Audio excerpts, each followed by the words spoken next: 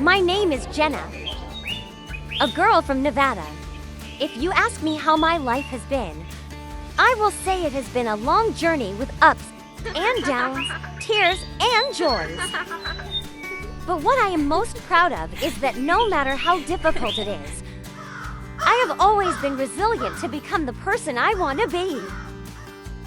My childhood was filled with the sweet scent of flour and baked goods in my Aunt June's small bakery. My aunt is not only my only relative who takes care of me, but also my mother, my friend, and the biggest inspiration in my life. The bakery is small, but always filled with laughter, warmth, and my aunt's love for everyone. I love you. Aunt June was a person who never refused to help anyone. Although she was not rich, her heart was always big. I remember that she often wrapped small cakes to give to the neighbors on every holiday. Seeing her dedication, For you. I always dreamed that one day I would become a kind and strong person like her. Wow. My childhood was not as perfect as freshly baked cakes. The first time I realized I was colorblind was when my aunt asked me to frost her cake with pink frosting, but I used yellow instead. The cakes that day made my aunt and the customers laugh. But I was sad and worried.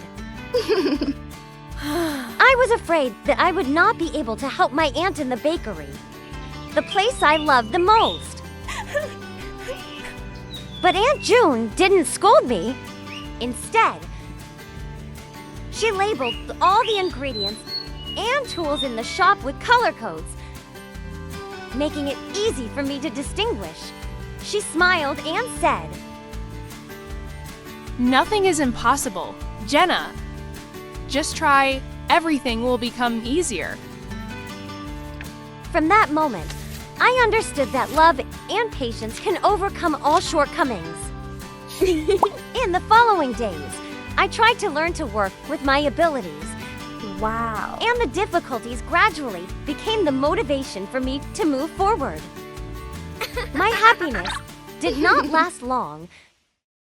The peaceful days with Aunt June and the small bakery ended when a rich businessman appeared with the ambition to take everything we had. Not only did he demand to buy the bakery, he also used sophisticated legal tactics to force my aunt to leave. I still remember her trembling voice as she said we had no other choice. That night, I heard my aunt sigh in the dark room where dreams were torn apart by injustice.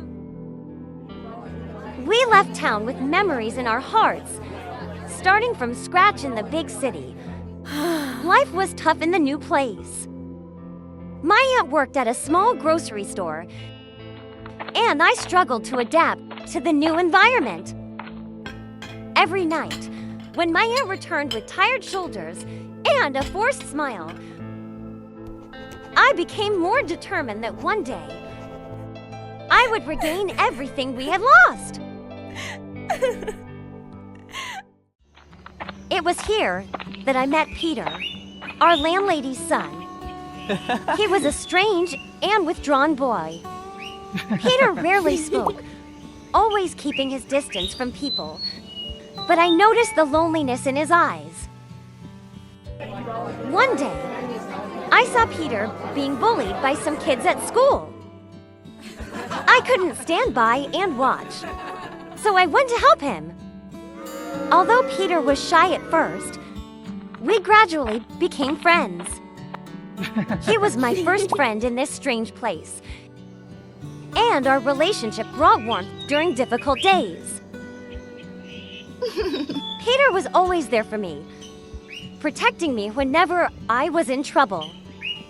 But what I didn't realize was that that friendship had gradually turned into a special feeling in his heart.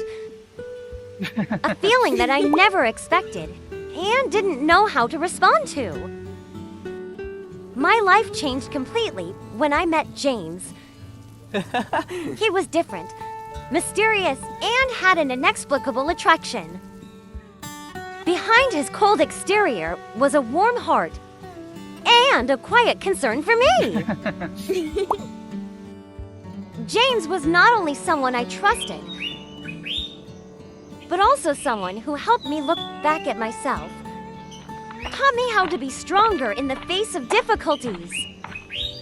We gradually became closer, and in a short time, he became an important part of my life. Wow. But James's presence didn't make Peter happy. He started to show jealousy, though he never said it outright. I always thought it was just the overprotectiveness of a close friend, until it all fell apart. One day, I received embarrassing photos and messages from James' phone number. Their content was full of innuendo, as if James was mocking and betraying me. My heart was broken, and I felt like I had no one to trust anymore. I cut off contact with James, decided to focus on my studies, and rebuild my life. As time went on, I slowly discovered the painful truth.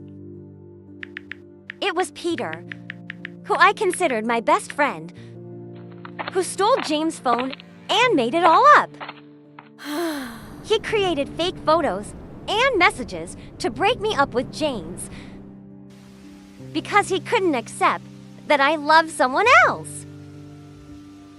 When I faced Peter, all I saw was regret in his eyes. He said he did it because he didn't want to lose me, because he thought I would never come back to him if I loved James. But to me, that wasn't love. It was selfishness. Peter not only destroyed my relationship with James, but also hurt me, the person he always said he wanted to protect. After the truth was revealed, I felt more lost than ever. Partly because of the broken friendship, partly because I no longer had the chance to explain to James. But instead of wallowing in sadness, I decided to pick myself up. I focused on my studies, telling myself that my life should not be defined by betrayal or heartbreak. However, deep down, I still wish that one day I could say sorry to James.